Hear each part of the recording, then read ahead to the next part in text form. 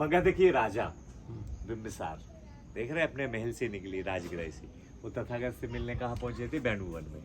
देख रहे हैं ना बैनुवन, ये तथागत का होना, यहाँ राजा बिंबिसार का होना। देख रहे महिलाएं ना पहनते थे उस जमाने में, सभी फॉलो कर रहे हैं यहाँ पे, है ना। इनके बेटे अजातशत्रु अपने जो है ना, उनको तो पापी माना गया था उस समय जब उन्होंने अपने पिता को राजगृह में बंद करने का पाप किया था, क्योंकि उनको उस समय इनकी तथागत की शिक्षाओं का ज्ञान नहीं था। और जब उनको ज्ञान आया तो कहते हैं पिता की वो त्याग कर चुके थे, कई बार लोगों ने लिखा है। लेकिन जब उनको ज्ञान आया तब उन्होंने कहा कि तथागत मैं तो पापी इंसान हूँ, अब आप ही हमें आगे के जीवन में जो है ना रास्ता दिखा दे, मैं तो अंधकार में हूँ। तब वो जाते हैं, वो भी अजातशत्रु कहते हैं भाई कुछ हिस्सा हमें भी दो दातुओं का, हम भी राजगृह ले जाके स्तूप बनवाएंगे। फिर मगध के राजा बिंबिसार का बैनुवन की विजिट का सीन है। देख रहा है गुफा के अंदर ये जो आसन बना है वो भी आसन है, इंद्रशिला केव्स राजगीर में दिखाई गई है। तो पहले मगध राज की राजधानी राजगृह होती थी, बिंबिसार अजातशत्रु। तो भंते जी एक एक पिलर में एक एक दान करने वाले डोनर का नाम लिखा हुआ है। कैसे पढ़ते हैं? जैसे हिंदी अंग्रेजी। देखो यहाँ पहला शब्द दा ना अम, दा ना अम, दानम। सबसे पहले जेम्स प्रिंसेप को दानम ही पढ़ने में आया था, दानम। तो अब तो लोग डिग्री डिप्लोमाइज कर लेते पाली भाषा में। अपने यहाँ हमारे साथी पुणे से, डेक्कन से करते थे हमारे साथ में काम, हम लोग जब रिसर्च स्कॉलर थे बीमेड का, तो वो वहाँ भी सब्जेक्ट है। मुंबई यूनिवर्सिटी में भी लोग डिग्री डिप्लोमा करते हैं, हमारे यहाँ तो उज्जैन से, सागर यूनिवर्सिटी से, ग्वालियर से करते हैं। तो दानम और ये मौर्य काल में ब्राह्मी के शब्द हैं, गुप्त काल में थोड़ा अलग लिखने लगे। हाँ, वज ये पाली शब्द का है, व इस पे जा आधा जा, वज गु गा उ गु ता सा, वज गोता से दानम। हर पत्थर में नाम के पीछे दानम जरूर आया है। देखो वज गोता से दानम, देखो हर पत्थर में बनते जी, ये उस समय का नाम है क्या? ये वज गोतस। तो ये सब विदिशा के लोग थे जिन्होंने दान किया। ये बुद्धा स्टैचू। हाँ, ये तथागत का जो है ना, ये बात में आया अपना, जब अपने यहाँ महायान आ गया था तब उस समय हम मूर्ति पूजा करने लगे। खैर बात में बिल्कुल नहीं है ना। 4 पिलर थे बंदे जी यहाँ पे, और जो 4 पिलर थे तो इसके ऊपर बराबर वो वाली छत भी हुआ करती थी। हाँ, 4 पिलर के ऊपर जो है ना छत होना। तो फाइनली ये है कि हमने जब स्तूप का निर्माण करवाया था तब मूर्तियां निर्माण में नहीं थी। वो समय 2वीं सदी, 3वीं सदी, 5वीं सदी, 4वीं सदी ईसा पूर्व, ये मूर्ति ईसा के बाद आई। मथुरा स्कूल की जो शैली थी भारतीय थी, और गंधार स्कूल की बनाने की शैली यूनानी थी। फिर अमरावती और सारनाथ की मूर्तियां बनने लगी। तो सबसे पहले कनिष्क ने शुरू किया था तथागत का जो मूर्ति बनाया। तो हम तो यही मानते हैं कि जिन्होंने तथागत को देखा था भगवान को, वो मूर्ति बनाए, और जिसने बनाया है उन्होंने कभी नहीं देखा। इसीलिए हम चाइना में जाएंगे, और चाइना से बनी हुई मूर्ति में हमें हल्की चाइनीज झलक दिखेगी, और थाईलैंड में थाई जैसी झलक दिखेगी। क्यों? इसलिए दिखेगी कि सबको अपने जैसा पसंद है। तो सबसे पहले ग्रीक यूनानी कल्चर में झलक थी भगवान की। जो हमारा गंधार स्कूल था वही तक्षशिला वाला पार्ट जो था ना, बामियान बड़े बड़े शहर में देखो ना बनते जी, कितने बड़े बड़े बेलकोर, बड़ी बड़ी मूर्तियां गुफाओं में बनती थी। और हमने सबसे पहले मूर्तियां पहाड़ काट के ही मोनोलिथिक एक ही पत्थर में बनाई थी। ऐसे 4 पिलर भी थे, और वो बराबर छत भी रखी हुई थी। देख रहे कितना सुंदर रहा होगा जब ये पूरा होगा माथे के साथ। बंदे जी ऐसे नहीं लग रहा कि जैसे बड़े उससे अंदर तक से निकाला है।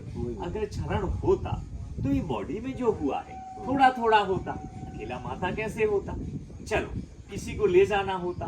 फिर आधे अधूरे ये बाजू में चौड़ी वीर खड़े हैं, चवरधारी, ये ऊपर से फूल माला लेके गंधर्व आए, उनके भी पैर थोड़े थोड़े। तो ये तो ऐसे लगता है कि नेचुरली जो हुआ वो हुआ। ऐसे 4 पिलर में से कोई पिलर भी निकाल के ले गया होगा घर बनाने के लिए। बाकी ये सब ले जाने वाला भी एक इंसान था और एक तोड़ने वाला भी इंसान, नेचुरली कम वो लोगों द्वारा ज्यादा हुआ होगा। तो ये तो देश काल और परिस्थिति है। 12वीं 13वीं सदी से तो ये ईसा के बाद में। हाँ 500, ये 1500 साल पुरानी है, 500 साल ईसा के बाद। और ये कहलाया ईसा से 300 ये किसने बनाया था? हाँ, ये गुप्त राजा ने बनाया था। हाँ, ये कुमार गुप्त और समुद्रगुप्त के समय का है। वो जबी के गुप्त अभी हाँ। गुप्ता हो गए क्या? क्यों नहीं बनते जी, कई लोग अब हमारे यहाँ कोई शाक्य लिखता है, कोई मौर्य लिखता है, तो ये सब लोग कोई लोग मानते हैं, कुशवाहा लोग हैं, ये मानते हैं कि भाई हम लोग जो है ना सब मौर्य और कुछ शाक वंश के, तो कुछ मौर्य वंश के अशोक के वंशज मानते हैं और कुछ शाक वंश ये शाकमुनि को मानते हैं। ऐसा है। तो ये छत जो है ना बराबर होती थी, तो कहीं ना कहीं से ये सब लिख इसके ऊपर रही की है। छत हाँ, भी ये 4 पिलर में बनते जी, वो पिलर गुप्त काल की शैली हुई। हाँ बनते जी, 4 पिलर और सपाट छत, यही शैली में गुप्त काल ने मूर्तियां रखी है। तो हम चेहरे से फाइनली फॉलो करने लगे थे। तो जो तथागत की मुद्राएं थी वही मुद्राएं मूर्ति में आई।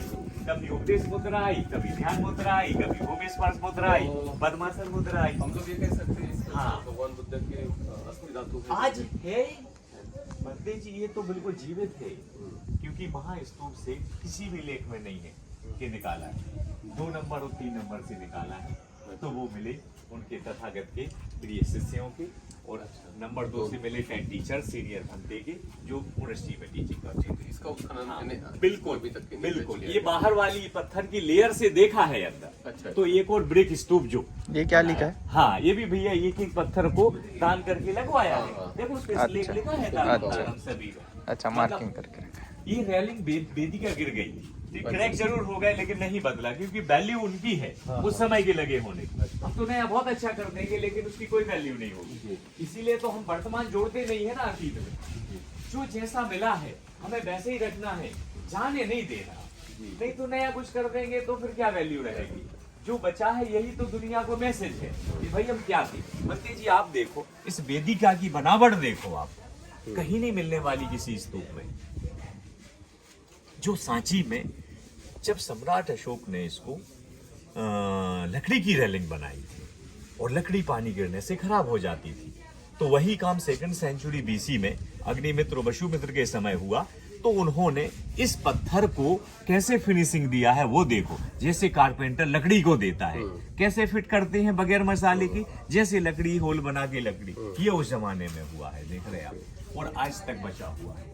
तो इसमें जो स्टोन है ये जो लगाया हुआ हाँ, है, ये सब 2nd सेंचुरी ये क्या है? तो हाँ, सीमेंट है इसमें क्या? नहीं, सुर्खी, चूना, गोड़े, गोंद, बेलफल, उड़द की दाल, मेथी, भिंडी का इस्तेमाल करते थे वो।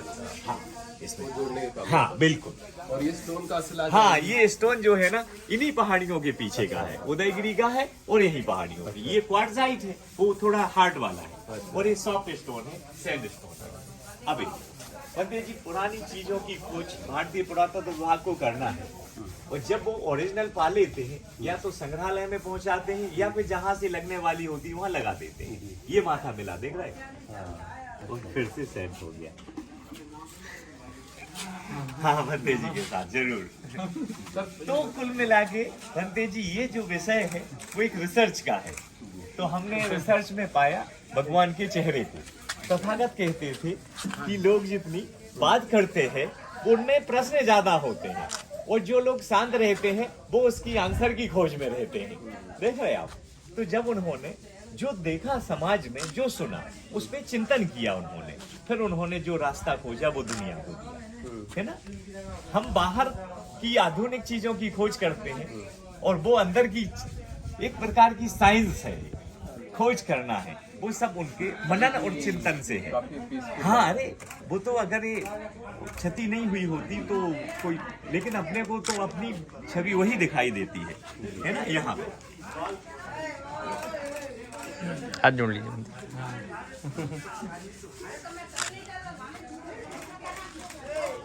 वही फेरी।